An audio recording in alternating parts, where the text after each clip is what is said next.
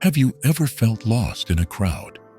Have you ever felt like you were drifting in a sea of people, as though every conversation around you only leaves you more drained? Have you found yourself at a social gathering, only to start counting down the seconds until you can leave? Maybe it's the judgmental glances when you choose to stay quiet, or the exhaustion of forcing yourself to move and talk like a machine. These moments aren't just fleeting feelings. They reveal something significant about you. You're not so easy. In this video, we'll dive into 5 profound reasons rooted in Stoic philosophy to help you understand this feeling. These reasons won't just give you clarity about yourself. They'll help you embrace who you are, rather than trying to change it. And if you've ever felt misunderstood or out of place, this is the video for you. Stay until the end to discover how to apply Stoic philosophy to live authentically, without guilt. If you find this content helpful, don't forget to hit like and subscribe to Stoic Atlas for more deep insights. Now, let's get started. 1. You are an introvert. There's a quiet strength in solitude, isn't there? The stillness, the calm. It's where your mind stretches out, exploring ideas and thoughts without interruption. For you, solitude isn't loneliness, it's liberation. As an introvert, you value depth over breadth. Shallow conversations and fleeting connections don't satisfy you. What you truly crave are meaningful moments of understanding, the kind that leave an impact long after the words have faded. But how often do these moments come? Most social interactions skim the surface, jumping from one topic to the next, avoiding real depth. For you, every interaction feels like a transaction, an exchange of your energy. What do you get in return? Small talk? Forced politeness? It's not that you avoid connection. In fact, you cherish it. But when the balance is off, when the cost outweighs the reward, you start to question whether it's worth it. Take, for instance, a common experience, being invited to a large social gathering, maybe a party or networking event. Everyone is talking, laughing, and moving from one small group to another. At first, you try to engage, but the conversation feels superficial. You exchange pleasantries, not a song, but it feels like the words are just floating in the air. Nothing meaningful, nothing lasting.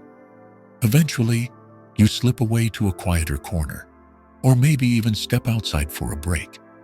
The noise, the faces, the small talk, it all starts to drain you.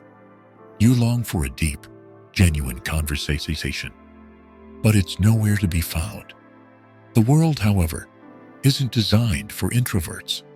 Society often expects you to be outgoing, vibrant, the life of the party.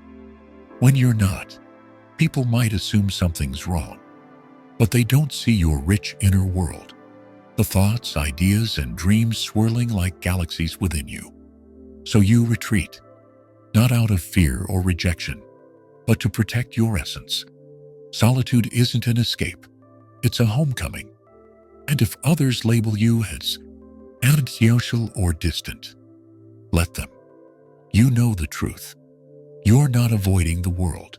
You're honoring who you are. Just as someone might retreat into their own space to recharge, so too do you find peace in solitude, where you can be yourself, uninterrupted and at ease. 2. Insecurity. Sometimes the hesitation to be around others isn't about them, it's about you. It's that quiet, insistent voice in your mind whispering that you're not good enough, not interesting enough, not worth their attention. On the surface, you may appear fine, even confident. But beneath that exterior, there's a storm of self-doubt, convincing you that every interaction is a risk, every glance a judgment, every silence a rejection. You replay past conversations like a broken record, overanalyzing every word, every look, every perceived misstep. Did they think I was boring? Was that smile too awkward? Did I sound foolish? These thoughts spiral endlessly, making the idea of socializing feel like walking onto a stage unprepared, with all your flaws spotlighted for the world to see. Take, for example, a situation many of us know all too well: attending a gathering with friends or co-workers, trying to enjoy yourself, but suddenly feeling overwhelmed. You laugh at a joke, but then wonder, did I laugh too loudly? Was it awkward? Someone glances at you, and instantly, your mind races with questions. Were they judging me? These thoughts swirl and multiply until even the simplest interactions become draining. And here's the trap. This self-doubt feeds itself. The more you retreat, the more isolated you feel. The more isolated you feel, the harder it becomes to re-engage. It's a cycle that keeps you locked in a cage of your own making. But here's the truth. This isn't who you really are. It's just a story your mind has been telling you. A story you've listened to for so long that it feels like reality. Breaking free begins with challenging that narrative. The world isn't judging you nearly as harshly as that inner critic insists.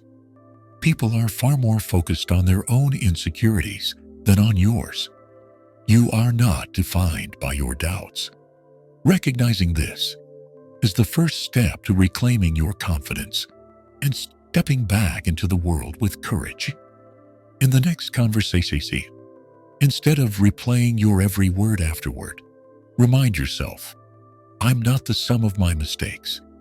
Take a deep breath and be present. With each step, you can rewrite that story and create a new narrative, one where you are enough, just as you are. 3. Social anxiety. Have you ever felt your chest tighten and your palms sweat at the mere thought of walking into a crowded room? Social anxiety isn't just being shy. It's a relentless mental battle where every interaction feels like it could go disastrously wrong.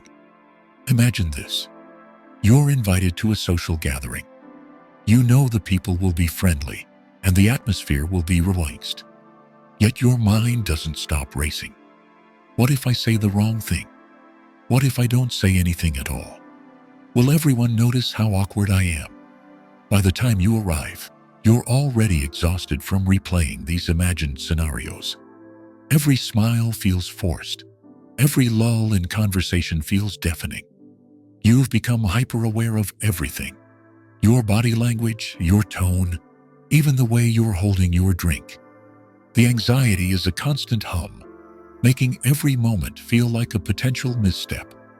I've been there before, standing in a room full of familiar faces, yet feeling more distant than ever. One real-life example comes to mind. Walking into a party where I knew almost everyone, but still felt like an out-eater.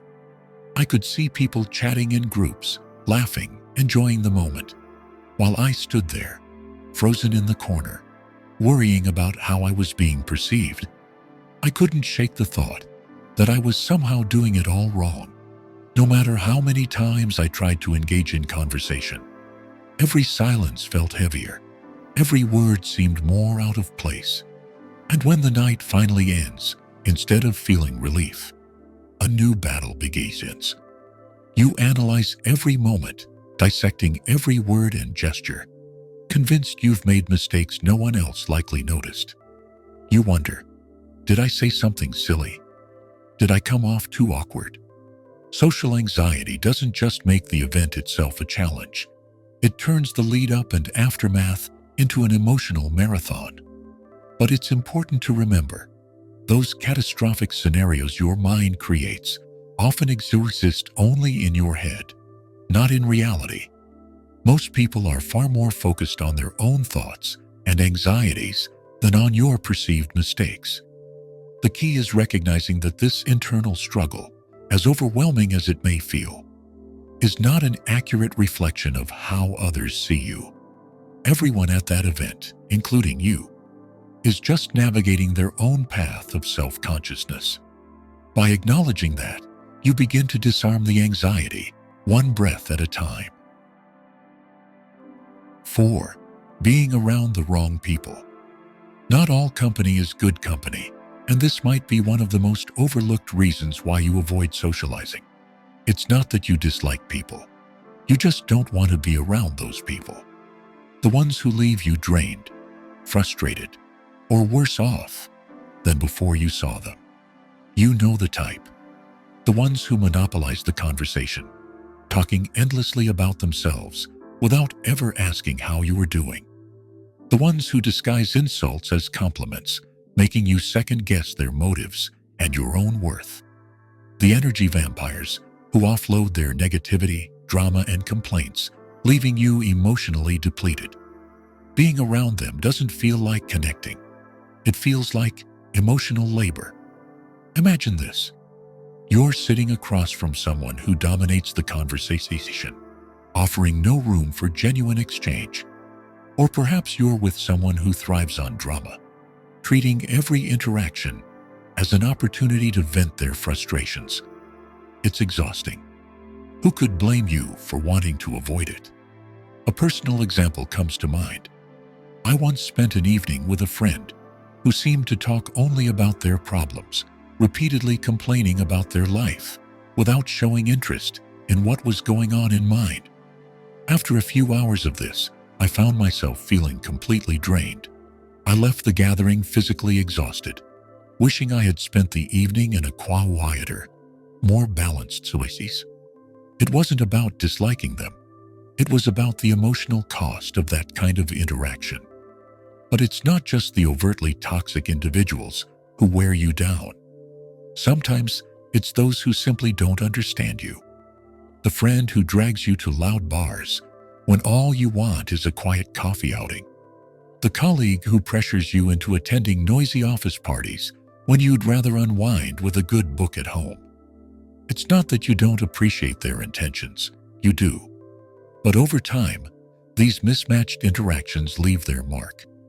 You start associating socializing with discomfort, awkwardness, or resentment. So you retreat. Not out of disdain for people, but to protect your peace. Solitude becomes less about avoiding others and more about avoiding unnecessary pain. It's a choice to prioritize your well-being over forced interactions. In the end, it's not about rejecting people. It's about choosing the right ones. Surrounding yourself with people who respect your boundaries, understand your needs, and offer positivity can make all the difference. 5.